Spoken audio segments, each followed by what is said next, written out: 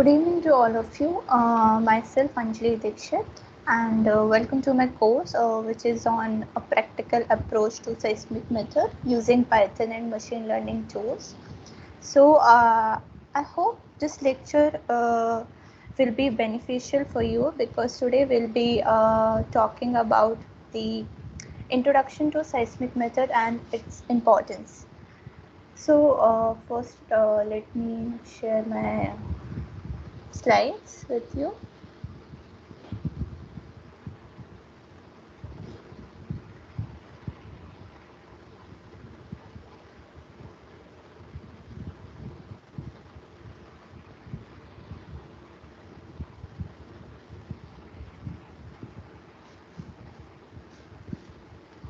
Okay, so first I would like to take this opportunity to introduce myself in detail because this is the first time we are meeting.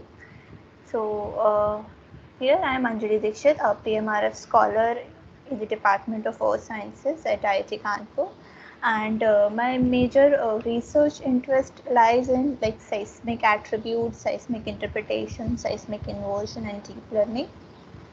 And if I talk about my educational background, so I did my BTech from UPS Dehradun in 2015. After I did a full-time job, and then I'll enroll myself as a MTech in the Department of Earth Sciences in IIT Kanpur.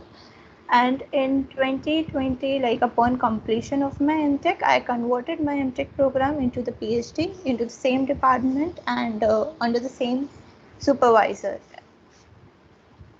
And if I talk about my experience, so during my BTech, I did two summer internship. First in 2012 in DGH, that is Directorate General of Hydrocarbon, where I learned basics about the well logging and the seismic interpretation techniques. And later on in 2013, I did my internship with Kane India Private Limited, which now comes under Vedanta, where my project was related to the pore pressure mapping of the entire Barmer Basin and identifying the anomalous zone. After that, after my BTech, I placed in CGI, where my role was as a domain expert and providing, and we were providing the data management service, and specifically the data was related to the knowledge management services to Shell Netherlands office. Then later on, in 2019, that is during my MTech, I again got an opportunity to work with one of the major oil and gas service providing company, that is Schlumberger Asia Service Limited, Navi Mumbai office, as a summer intern, where my role was to automate their geomechanics module, which they were using for stress computation in shale formation. And apart from these are my publications that I have produced so far. So, okay, I think let's dive into the topic. So, here are the course objectives, which are designed so that first you'll get the understanding or the essence of seismic method, like why it is important, why we perform the seismic method and how it works. Then later we'll go in the application part, for which first we'll understand that how we can apply the Python and ML tool in seismic, and what are these Python libraries that can be useful for doing the seismic operation, which could be seismic inversion, seismic interpretation, or seismic data enhancement. And later on in the final in the last weeks of this course, I'll be demonstrating the operations that I have mentioned just now using the Jupyter notebook. So to achieve these course objectives, I have designed the flow of my lecture distribution like this. So first, in this today's lecture, it is just a brief about the seismic method and its importance. Then we'll go a little bit deeper into the seismic method, like about the waves, that the elastic waves that is involved in this method.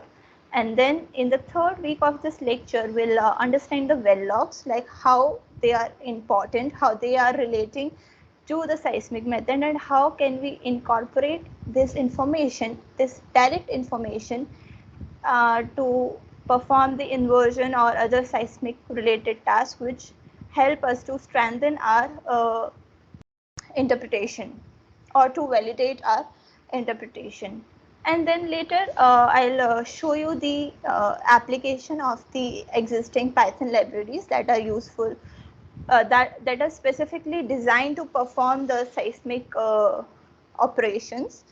Then in the sixth week, that would be more like a demonstration session where I'll show you that how we can create a Python environment in Anaconda, and how can we install all these libraries into that environment. So this will, the same environment will use in the later on demonstration sessions.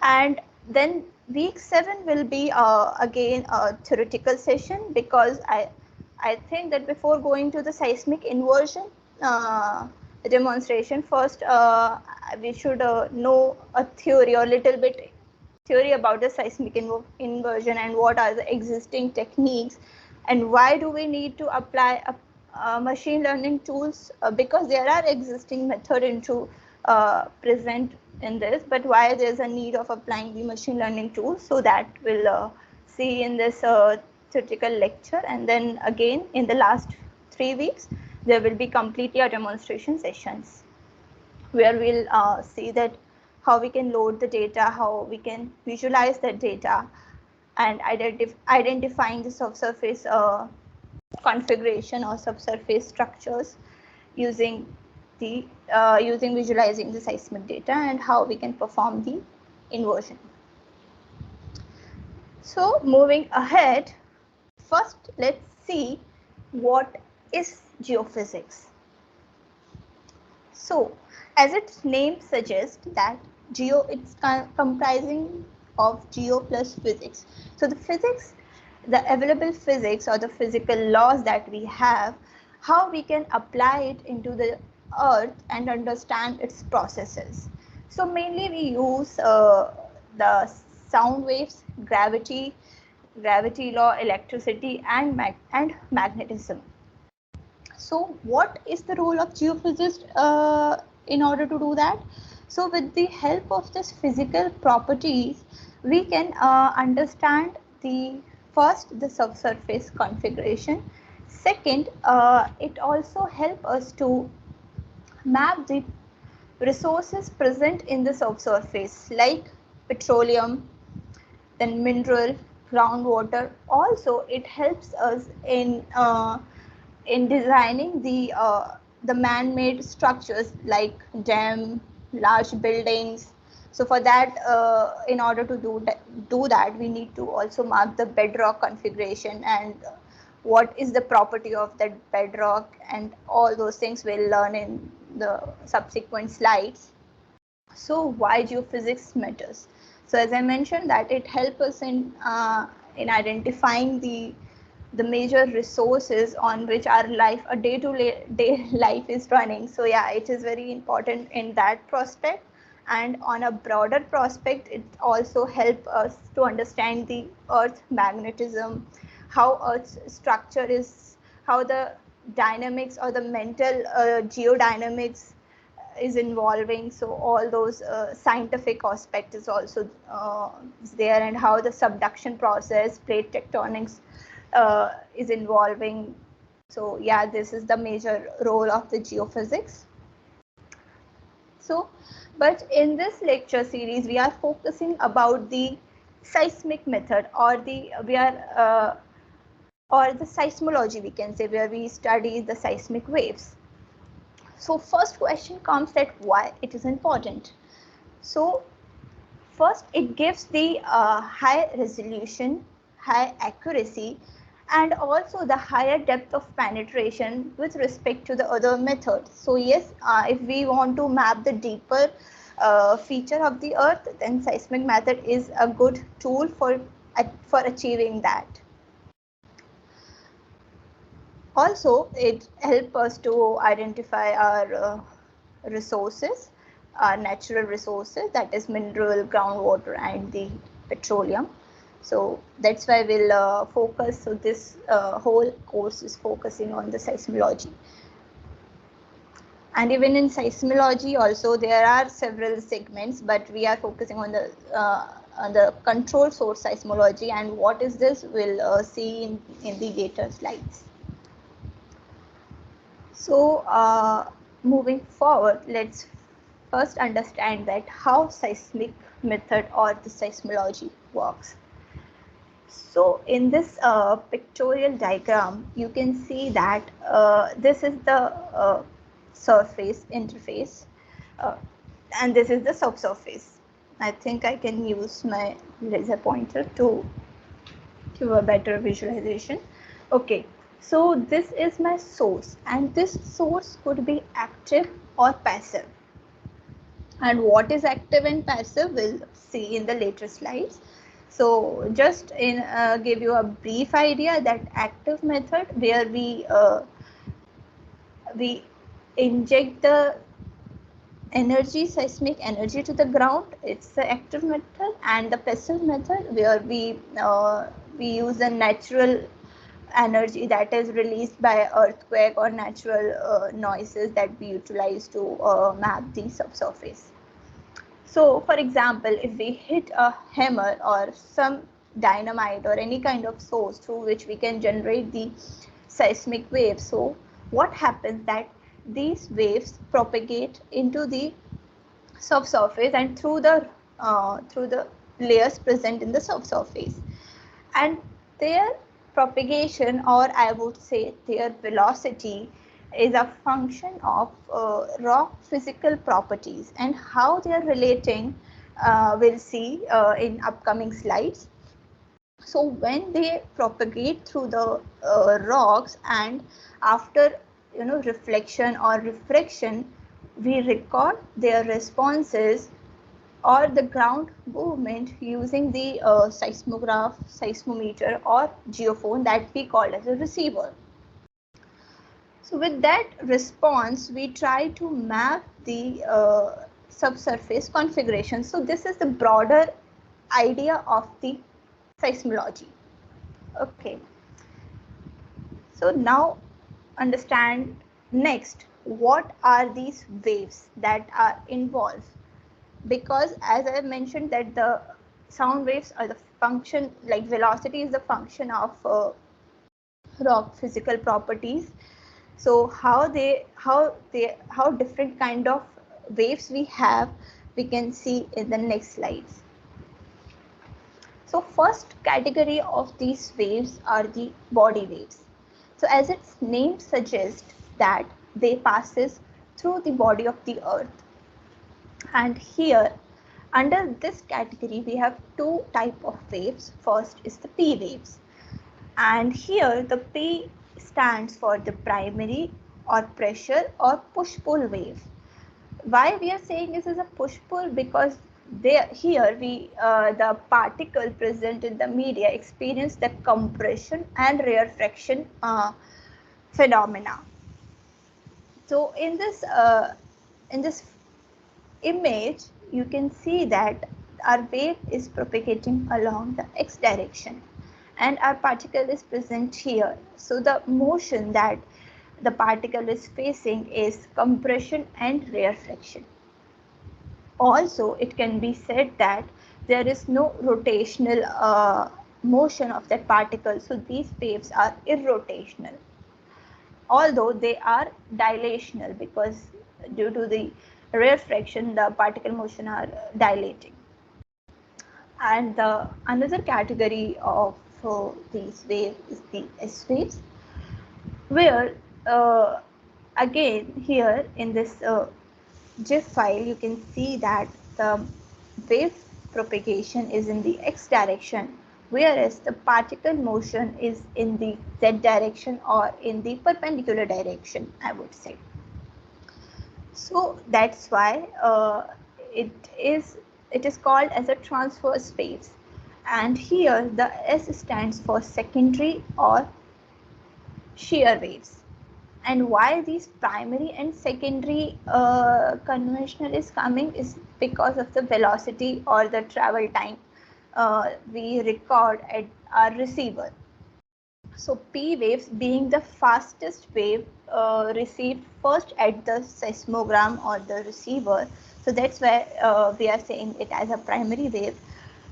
On the other hand, S waves velocity is a bit lower than this P wave velocity, so that's why it is a secondary wave. So after P wave we receive this S wave, so it's a secondary wave.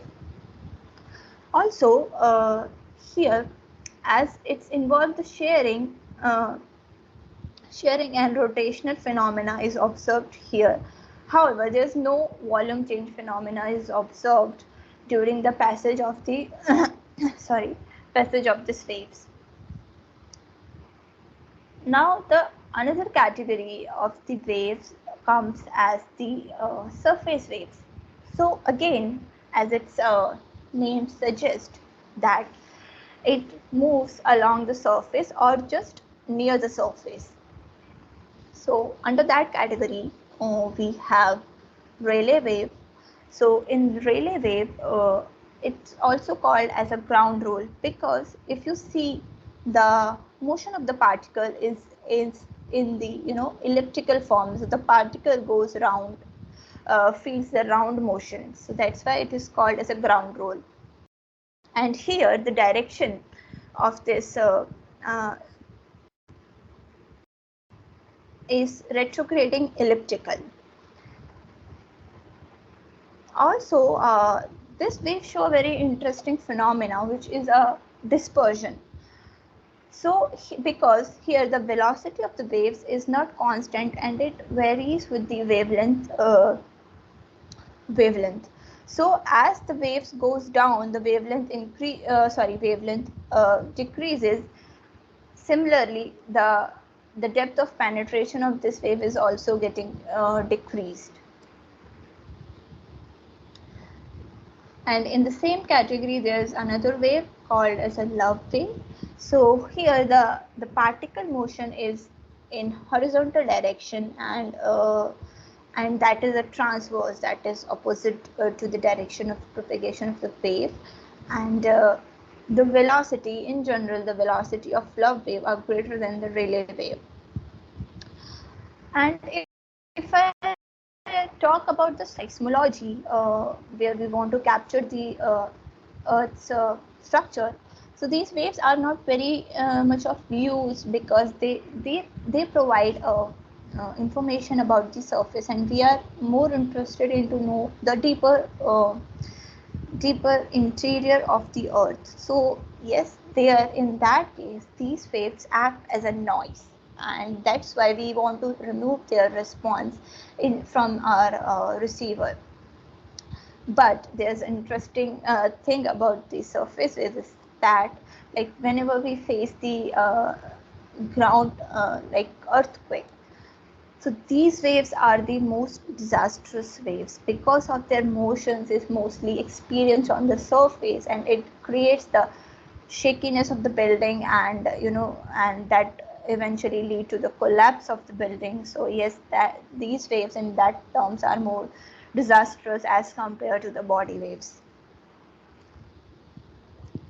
So moving further ahead, let's understand that how the velocity, and as I mentioned that we are more interested into body waves, that is P and S waves. So let's understand that how the velocity of P and S waves is related to rock properties. So, and sorry, before that, so this is the velocity, like increasing order of velocity. So so the Rayleigh waves has the least velocity as compared to the love wave. Then we get the S wave, like shear wave. So here also you can see that the after P wave we are getting the S wave. So that's why it's named from as a secondary wave. So this is the whole velocity sequence of these surface and the body waves. Now moving ahead, let's understand that how their velocity, specifically to the body wave velocity, is related to the rock properties. So here you can see that Vp denotes the P wave velocity and Vs denotes the velocity of the shear wave. So Vp is equals to square root of the shear modulus and the bulk modulus divided by the bulk density, and S wave is equals to the square root of shear modulus divided by the density. And from this expression also it is quite clear that velocity of P waves would be greater because K is always positive, because the rock is always compressible to some extent. So this K is always positive. So if you see, that leads to the higher velocity of P wave as compared to the S wave. But this relation holds for the isotropic condition, but in real scenario we all are aware that life is not that much easy. So and here are some distribution of the velocity with respect to the lithology that we generally encountered in the subsurface. So here also it's quite evident that as the degree of compaction is increasing, like there are the sediments and then the sedimentary rocks are here like sandstone, shales, limestone, and then we are going to the igneous rock, that is granites and basalt. So the general trend that we are getting of velocity is an increasing trend, and which is quite obvious that the more rock is the rock, if the rock is more compact, then velocity would be higher in the more compacted rock. But there is one thing is that in general the rock is not just a solid solid like accumulation accumulation of the solid material. There is also a pores present in the rock, and even in that pores the pore fluid is also playing a role. So the general phenomena that I was mentioning, that as like with depth we expect that our compaction should increase, but due to the porosity and even the pores that present into that porosity, uh, maybe due to that you can't get an ideal case where you are getting an increasing trend of velocity with respect to the depth. For example, if if in a rock, in that pore fluid is water, like for example take a one section of rock, the same rock where you are filling the pore with water, and in the similar rock as a second sample you are filling that rock with the oil. So what do you expect, that in which scenario velocity, like let's just talk about the P wave velocity, because P wave velocity is like mm, it's give a clear rather than S wave velocity, P wave, let's consider the P wave velocity here. So what do you think that where the P wave velocity would be higher, in that rock filled with water or rock filled with oil? So the answer is that velocity would be higher in the rock filled with water, because water is more compressible than oil, and this phenomena is also help us to identify the reservoir zones, or the zones where we can find the petroleum. So it act as a hydrocarbon indicator. So when we are getting sudden drop in the velocity, definitely there should be other we should consider the other aspect also, or the other parameters also, like what is the lithology, because you can't expect to get a hydrocarbon in igneous rock in general. So yes, moving forward, let's show you the seismogram that I was talking about. I was using this term seismogram. So this is the general seismogram that we get, and that seismogram is from the capturing from the earthquake. So it's showing that the x-axis is showing the time after the earthquake hit the surface, and this y-axis is showing the wave amplitude. So here you can clearly see that the first arrival that we are getting is of P wave, and then this PP or triple P are nothing but it's a doubly reflected P wave. P wave or means that P wave is reflected twice in the earth, and the triple P is that twice, three times of reflection, and similarly for the S waves. So after P wave, the response that we are getting is the S wave, and then after the S wave, we are getting the Rayleigh wave. And as I mentioned, that Rayleigh wave shows the dispersion phenomena, which is also clearly visible from the seismogram, that its wavelength is getting diminishes with time or with depth. So from this overall slide, I think we can conclude that seismic velocity is a function of bulk density and the elastic properties, that is majorly the bulk modulus and the shear modulus, because here we are considering the deformation due to compression and the shear deformation that varies with the mineral content. So likewise for as compared to the igneous, we are like as compared to the sedimentary, we are expecting that igneous rock would show the higher velocity, but at the same time it is also a function of porosity, like pore fluid or pore fluid saturation, and what is the degree of compaction. So I would say that it is a very complex function, and that's why we perform the seismic inversion to get the accurate seismic velocity model, because just using the seismic amplitude information, it's very hard to predict or hard to quantify or map the subsurface structural features or the subsurface configuration. And moving ahead, now let's see that what kind of you must have been listening that I'm using the reflection keyword. So let's now understand what are these in a very brief manner.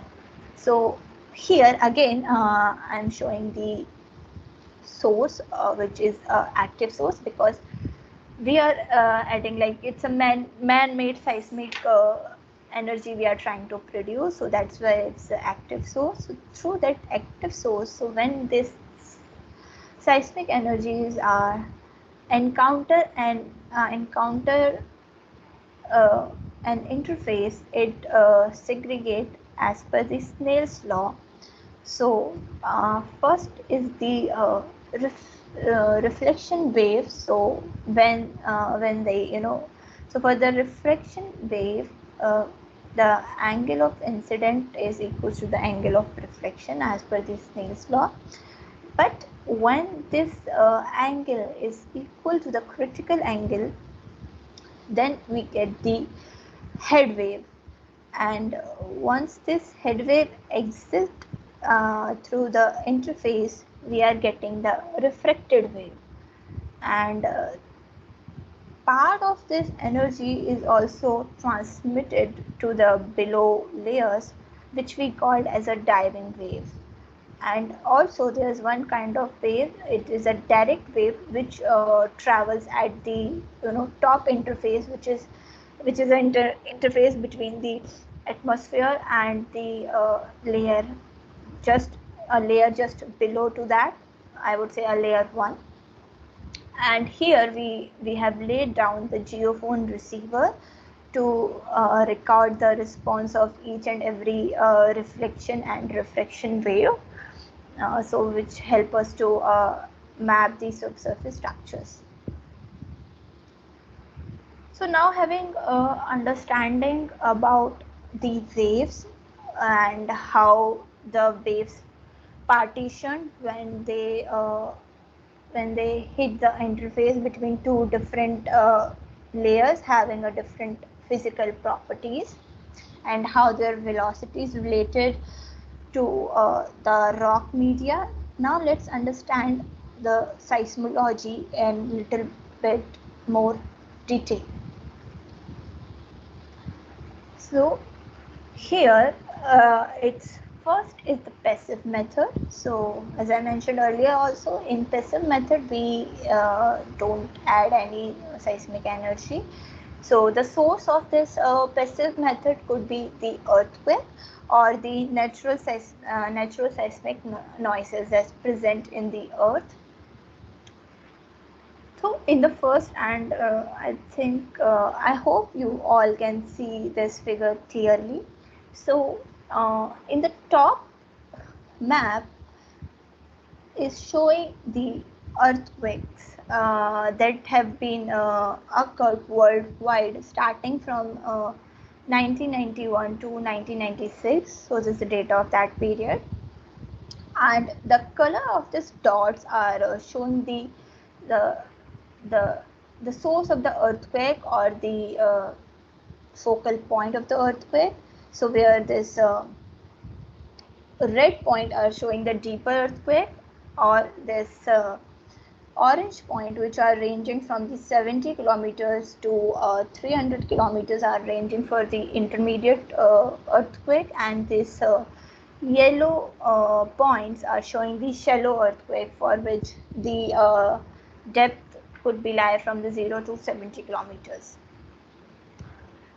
And here is very interesting phenomena that you can see that along the Pacific Ring of Fire, or along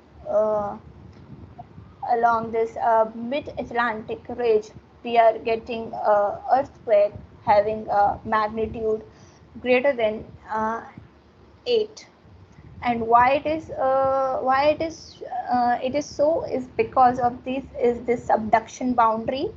So that's why the depth of the earthquake focal point is deeper, and we are getting a high intensity earthquake in this area majorly.